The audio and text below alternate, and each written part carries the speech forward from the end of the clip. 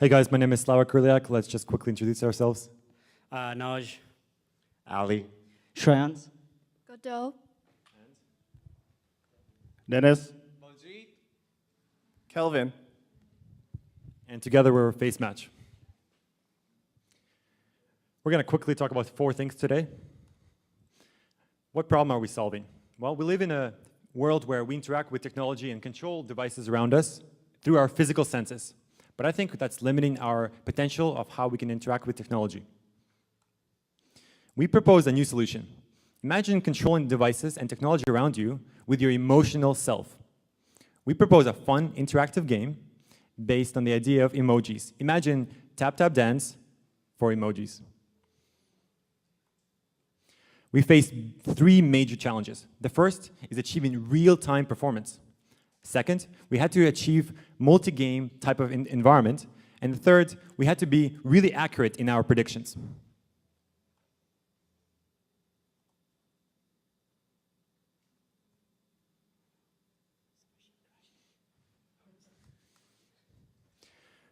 We used a combinational approach where we took public data sets, but we also decided to create our own data sets. We enriched public data sets with Microsoft's API, and as a result, we had a combinational approach where we explored deep learning side, where we explored convolutional neural networks, but at the end, we decided to go with support vector machines, which achieved higher accuracy. Let's think about where this can go. So imagine being able to control your emotional state in a VR. Imagine you're interacting with a person and you're using your facial expressions to exactly convey what you mean. Imagine controlling any device around you, a computer-human interface, through your face or your body. And lastly, imagine new types of interfaces that can arise from this. And now we're going to give you a demo. Alrighty. So we made an iOS app which is almost ready to go to the Apple Store. It's installed on a couple of our phones. I'm going to stream my phone, and other people are going to play with me at the same time, just to know how it's going. And I go escape, and I will play some music, because it's nice. Okay, it doesn't work.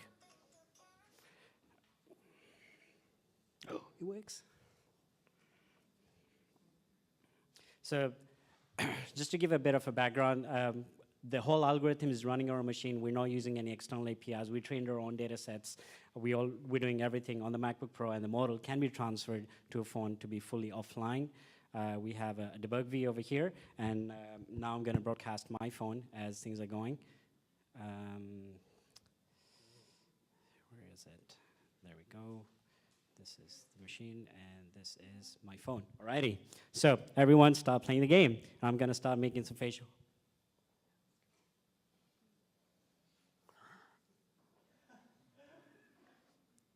So you can see over here, like people's faces are sort of like coming in, and as everyone's sort of playing the game, the camera imagery processing, we're learning where the eyebrows are, where the eyes are, where the smile is. And we can do like sort of like the rock kind of matching where you make super weird faces and things like that. So levels can go up higher and higher. And lastly, we sort of have a leaderboard. I got a hit. And there's a leaderboard that shows who has been winning. Oops. And that's a wrap. Questions? 1 minute.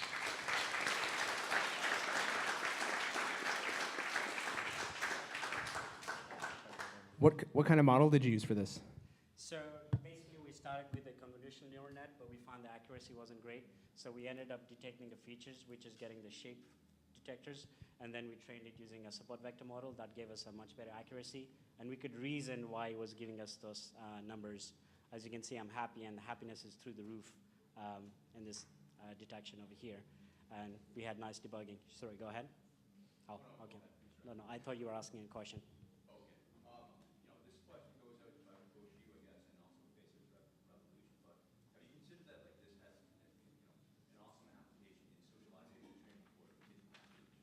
Sorry, come again? Applications for? Yes, most definitely, and I think that Sure. The question you asked is, did you consider that this detection has a great application for kids with Asperger's? And yeah, and I think that goes back to what Slav was saying, is like we got to use our emotions as a joystick, and the better we use them, the better we are at doing things, and we can train doing that.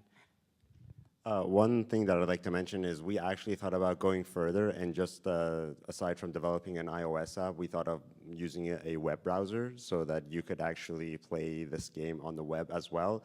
Unfortunately, due to time restrictions, we could not make that happen. But this is probably one of the things that we'll also be doing as well, putting it in the web and also an Android version as well.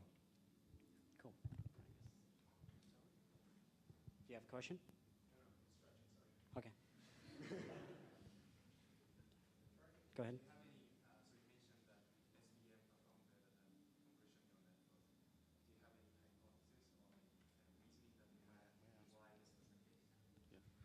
I guess the main case is lack of time, because to train deep learning network, you have to have a lot of data and a lot of time, GPUs.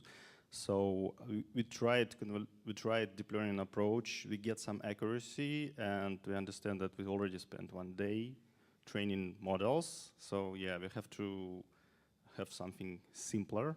Yeah, but I guess for the future, for enhancement, we'll definitely will have to use deep learning approach as well.